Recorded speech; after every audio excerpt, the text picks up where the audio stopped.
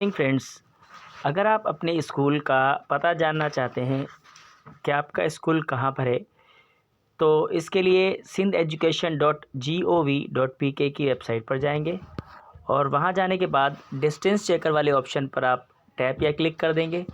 वहां पर आपके पास सर्चिंग फ़िल्टर्स खुलेंगे, फाइंड स्कूल डिस्टेंस या फाइंड नियर बाय स्कूल। तो आपने फाइंड स्कूल डिस्टेंस पे जाना है। इसके लिए आपको 2 स्कूलों के सेमिस कोड की ज़रूरत होगी। आपके मोहल्ले में, आपके करीब करीब में जो भी स्कूल है, अगर आप उसका सेमिस कोड नहीं जानते तो वहाँ जाकर मालूम कीजिए।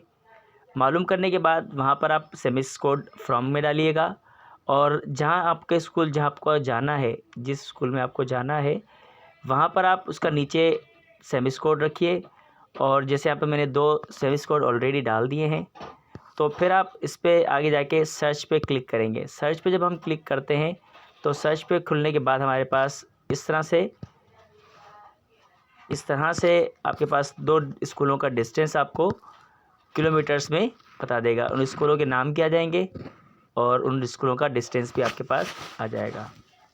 अल्लाह हाफिज़।